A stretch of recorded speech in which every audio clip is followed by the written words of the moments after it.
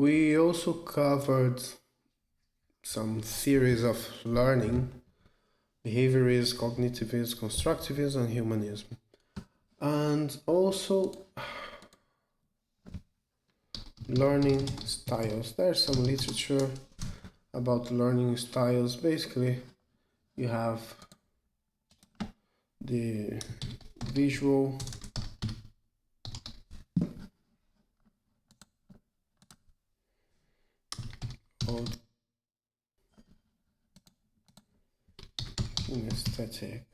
kinesthetic, and multi.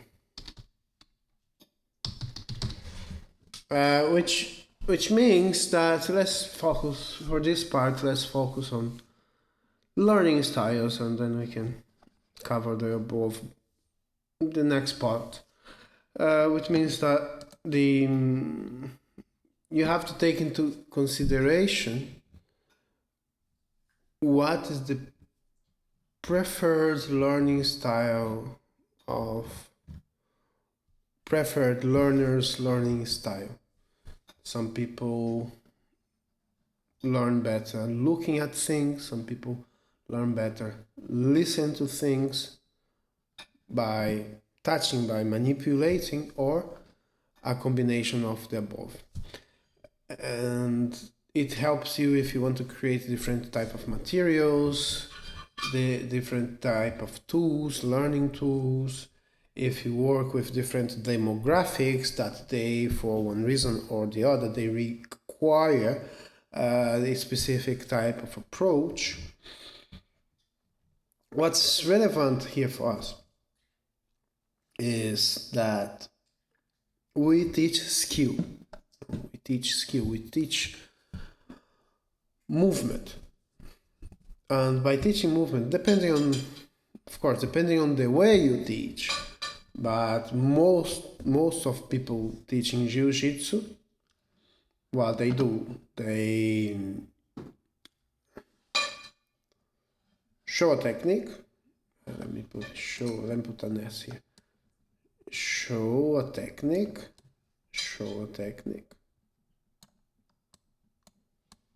Talk about the technique. How? Okay, you have to do this. They may or may not give some context, and then the students repeat the technique.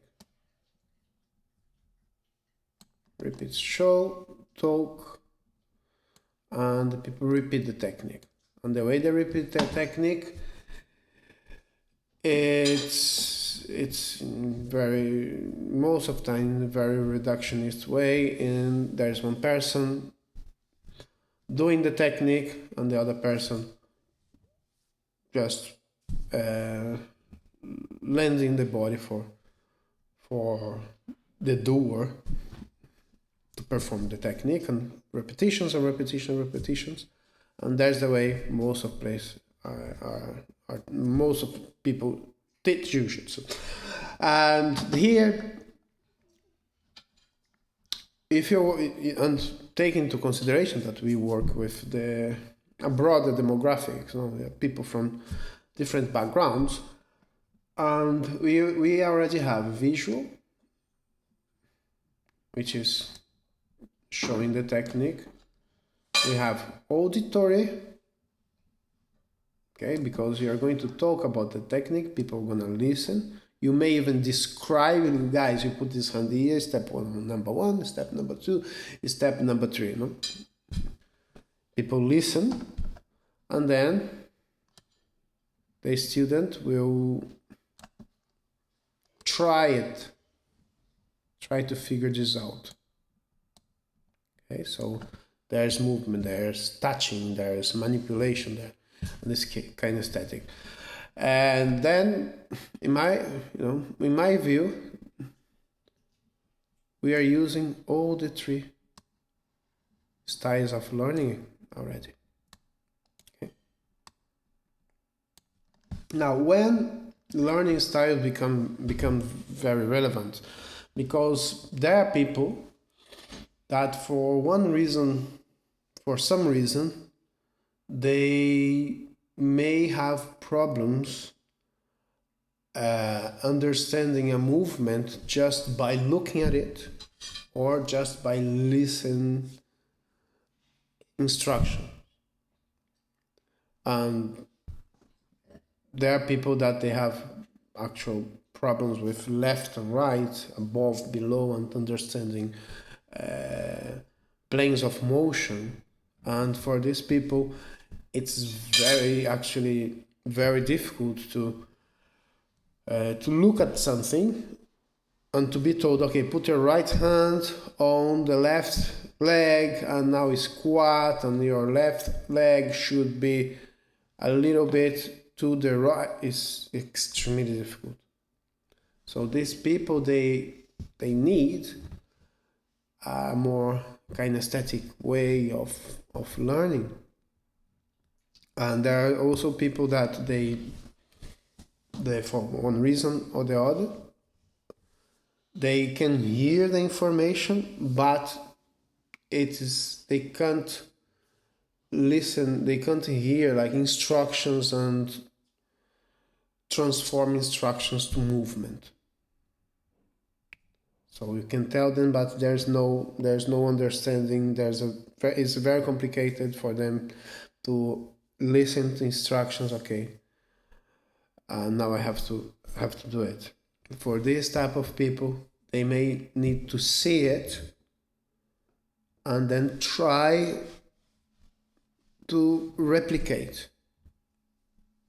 See, so these people may be more visual. And then there might be people with auditory impairments or visual impairments that you can't see properly, can't hear properly, and then they have to learn actually by doing. What's important here is always remember, we teach movement, and at the end of the day, learners have to be able to perform a movement, and we have to find movement, and we have to find the best solutions to the best ways of teaching and best ways of communicating in order to be able to help as many people as possible, regardless of their unique characteristics. So learning styles, they can be useful in this regard, but again, my experience working with a broader demographic, we are always being visual, auditory, and kinesthetic. Let's go to the next part, where I'm going to cover a little bit of theories of learning.